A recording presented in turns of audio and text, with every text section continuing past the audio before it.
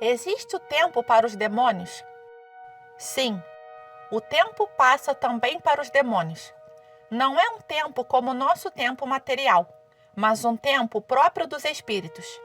Tempo que é chamado de evo. Aevo em latim. Evo é a sucessão de atos de entendimento e vontade em um ser espiritual. Assim, os atos da razão e da vontade se sucedem uns aos outros, provocando um antes e um depois. Antes de um determinado ato de entendimento ou ato por querer algo, movido pela vontade. Desde o momento em que há um antes e um depois, há algum tipo de tempo implicado. Portanto, quando se diz que os espíritos do céu ou inferno estão na eternidade, quer dizer que estão em uma interminável sucessão temporal, uma sucessão de tempo sem fim, com princípio, momento da criação dos tais espíritos, porém sem fim possível. Somente Deus está em um eterno presente. Somente nele não há sucessão de tempo de espécie alguma. Nele não transcorreu nenhum segundo sequer, nem mesmo um antes ou depois. A eternidade de Deus é qualitativamente distinta da eternidade do tempo material, com princípio, porém sem fim, e da eternidade do evo, relativa ao tempo dos espíritos, com princípio sem fim. Sobre esta espécie de tempo, o evo, já discorria São Tomás de Aquino no século XIII, na primeira parte da questão 10, artigo 5º de sua Suma Teológica. A alguns pode parecer que seu raciocínio era excessivamente teórico, mas, ao escutar relatos de pessoas que passaram por experiências de quase morte e que vivenciaram as sensações próprias de separação do corpo físico, entrar no túnel e etc., comprovei que quando lhes era perguntado se havia tempo nessa experiência, ou seja, se perceberam a passagem do tempo, as respostas dadas estavam de acordo com o que São Tomás de Aquino expunha acerca do evo, ao discorrer sobre os espíritos imateriais. Capítulo 9. Em que pensa um demônio? Todo anjo decaído conserva a inteligência própria de sua natureza angélica, e com ela segue tomando conhecimento de todas as coisas. Conhece e indaga com sua mente acerca do mundo material e espiritual, dos planos real e conceitual. Sendo ser espiritual eminentemente intelectual, não há dúvidas de que está constantemente afeito às questões intelectuais. Ele sabe muito bem que a filosofia é a mais elevada das ciências.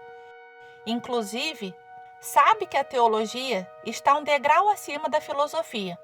Porém, ele odeia Deus. No conhecimento encontra-se o prazer, mas também sofrimento. Sofre sempre que esse conhecimento o leva a considerar a ideia de Deus. E o demônio percebe continuamente, ainda mais que outros seres menos expressivos, a ordem e a glória do Criador presentes em todas as coisas. Até mesmo nas coisas aparentemente mais neutras, ele encara o reflexo e a lembrança dos atributos divinos. Mas o demônio não está sempre, em cada instante, sofrendo. Muitas vezes, simplesmente pensa.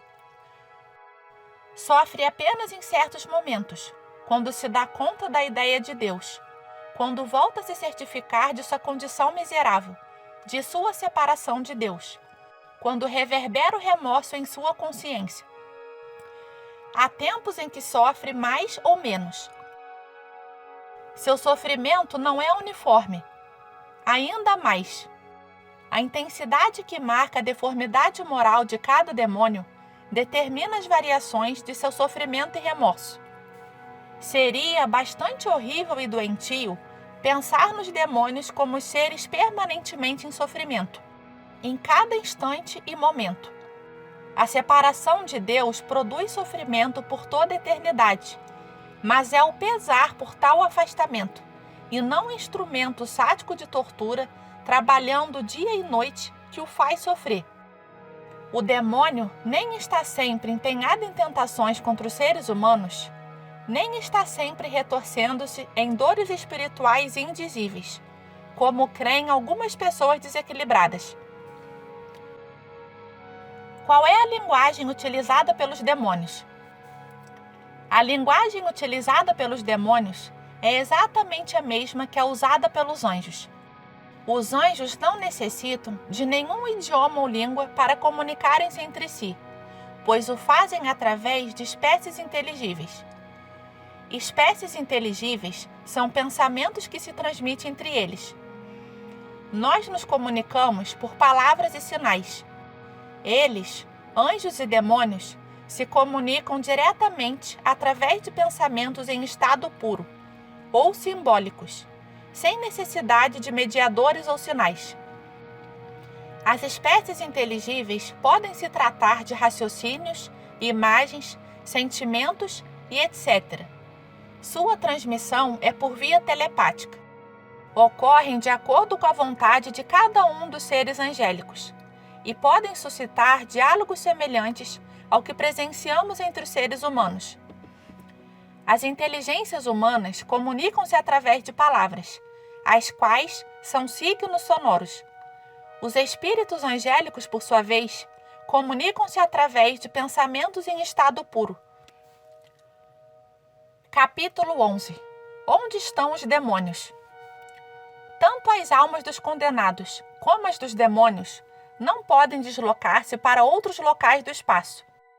Tampouco se pode dizer que estão em outra dimensão. Que significa estar ou não estar em outra dimensão para um espírito? Simplesmente não estão em lugar algum. Existem, mas não estão nem aqui e nem acolá. Diz-se que um demônio está em um local quando atua nesse local. Se um demônio está a tentar alguém aqui, diz-se que ele está aqui. Se um demônio se apodera de um corpo ali, da mesma forma diz-se que está ali.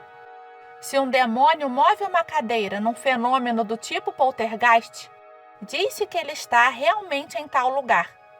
Mas, na realidade, não está ali, mas apenas atuando ali, através da tríade pensamento, vontade, ação.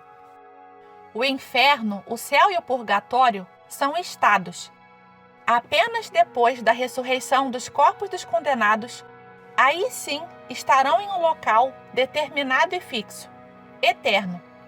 E por isso mesmo que só a partir daí é que o inferno se tornará em um local concreto. Os corpos dos bem-aventurados também ocuparão lugar. Por isso diz-se na Bíblia que João viu um novo céu e uma nova terra. Daí depreende-se que os bem-aventurados novamente habitarão a terra restaurada após a destruição narrada no Apocalipse. Sabendo que os bem-aventurados habitarão em corpos novamente esta terra, onde estarão os condenados? Nada se pode afirmar acerca disto com segurança. Alguns pensam que encontrarão lugar no centro deste mesmo mundo. Alguns supõem ser o núcleo do planeta Terra.